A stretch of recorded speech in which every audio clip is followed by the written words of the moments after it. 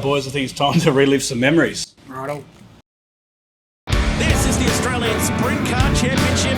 You gotta love the Aussie title. At this point, Errol would have been pacing his lounge room. Yeah, when I rolled out the gate, I wasn't very confident at all, to be honest. It was starting 6 and it just finished raining for about 45 minutes and it was cold, and on those tracks it's hard to pass, and with such good quality drivers in front of me, didn't really have much confidence in being able to get to the front. Hooked up, Warrnambool, starting on the third row. Got a bunch of players in front of us rolling around. It was going to be a tough ask.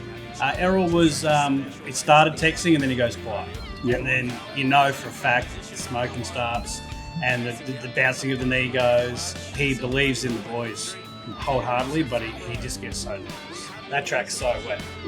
Yeah, there was still grease patches when we first took off of the A-main around the track. Lights out.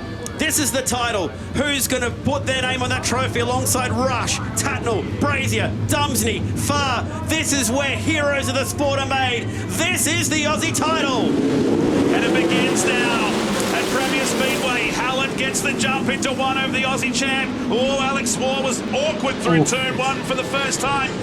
He drops back into 4th position. James Inglis goes up. I found a gap in the middle there and tried to go for it, and I think Alex hit a bit of a grease patch, which I hit at the same time, and sort of sent us both a bit sideways on that first corner.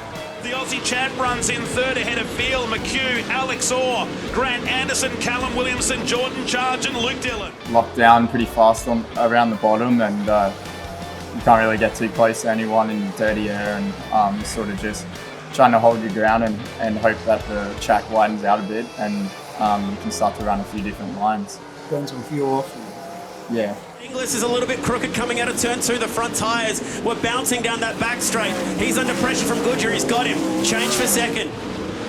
Milburn, the lap car. Wow. Inglis so lucky to keep that car on the deck. He's going to lose another spot here maybe on Mchugh in the 7. It's funny, you get nervous for watching. Tricky racetrack to get a handle onto the early parts here tonight. Still remember Nick right before I pushed out saying that I got this. This is your sort of track, and that's his bread and butter. You know, he loves that stuff. Trying to search for some grip up high. He needs to get a move on because the leader of this race, Brock Hallett, is just putting lap cars between 1st and 2nd. Fair way behind those guys at this point. I think I remember I'm like, if we could get a top 3 here or something, that would be pretty. You know, we're running 4th. I'm like, maybe we can get a top 3. Just like that, we tick off 10 laps in the National Championship. Yeah, we're a quarter of the way through this one already. Now Goodyear's got a bit of a flow going. He goes to the back of Bricknell, who joined the race as a very lucky second reserve. He's cleared him, and now he's got nothing between him and the race leader. Goodyear is starting to find his way. As soon as I say it, he just about flips that thing. Yeah, it was difficult to keep the front wheels on the ground. Good for the spectators anyway. Now the top 3 are battling. This is awesome action. The fight is for the lead.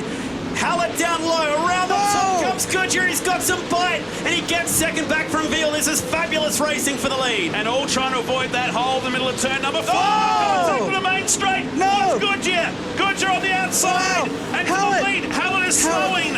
I remember almost getting Brock's right rear when his driveline blew up. Meanwhile, Jamie Veal's got the lead, and here comes the cue. Mchugh to 3rd. Jordan Charge is running 4th, boys. Wow. Jordan Charge is From knocking on 9th. the door of the podium from 9th on the grid. And Madson's gone from 17th to 10th, so the madman is moving. We're halfway home in the feature. That was like the first time I tried moving up high after turning 4. McHugh's got to 2nd. He was 2nd last year behind car number 1 at the Motorplex of the title, and now he turns his attention to Jamie Veal. From history repeating, when Lockie starts trying to go under people and that, so you know their odds are on. Yeah. Especially when you're racing, you're jocking that, you know they give each other room. Mchugh is absolutely storming. There he is in the 7. The Monty Farms SWI 35 leads the Australian Championship with 17 laps to go here. A sea of traffic just ahead. It works out well for Jamie Veal. Mchugh parks it on the bottom and goes past Quinn. I can pretty much read your mind right now. things rolling around pretty good. More cars to be passed in this race with 16 remaining. Madsen up to 9th. Inglis has fallen back to 7th. Mchugh gets balked, and now we've got a new race leader. Lockie Mchugh from nowhere. Phil fights back. Dumsney gets sideways, and somehow Mchugh avoids him. New race leader with 15 to go. I knew coming into turn 1 because Jamie was following Marcus on the bottom there. I thought I would try and make a run for some momentum around the outside. Oh, and he gets the wheels up. Phil fights back to the wheel stands it down the backstretch. This is unreal sprint car racing. Then I got boxed in on the bottom next lap. Phil back to the lead, looking for his second Australian Championship. They're glued together on a track that's bouncy, it's hooky, it's unpredictable, it's insane to watch tonight at Warrnambool. These two just side by side. They're going to take this one down to the wire. This is Wicked Wings Racing as the fight for the lead is on again. Mchugh working the bottom of the racetrack. They're approaching Cameron Waters as Veal lifts the front now. Mchugh back to the lead in the NQ7. He slides to the inside of Cam Waters. Yeah, that was pretty cool for Cam to make his first Australian title, mate? Very cool, actually. In second, and he'll have 10 to go next time by. We've gone green flag through 30 laps of racing in the title tonight.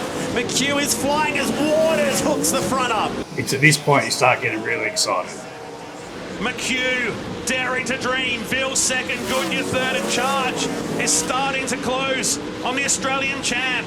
Mchugh looks like he's hungry. He looks like he's going to go for gold here tonight. The SRV number 7 has 8 laps to go. I knew it still wasn't over though because I led 35 of 40 laps at Archerfield one year, and the last 5 laps didn't turn out too well for me.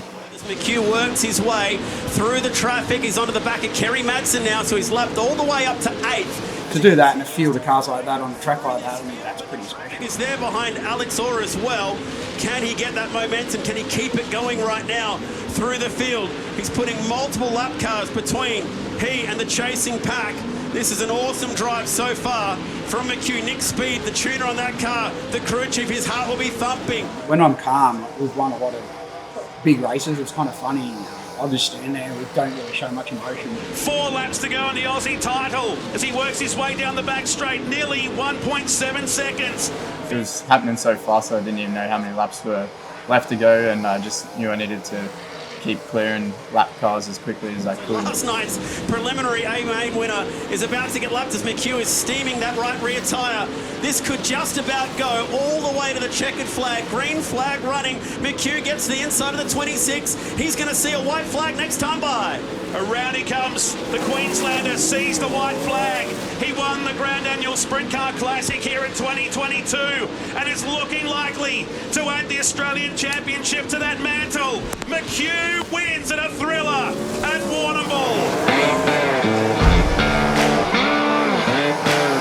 And he is your Australian Sprint Car Champion. He was second last year, and he masters the tricky conditions at the Bull tonight on a wild, hooky racetrack. We actually had the car probably set up more for a slick track, but we were sort of guessing that it was going to blow back off really quickly, which didn't end up happening.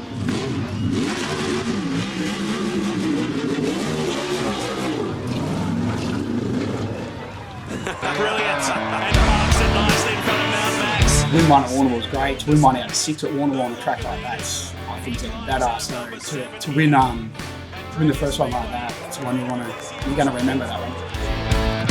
And this team will celebrate long into the night, long into the week.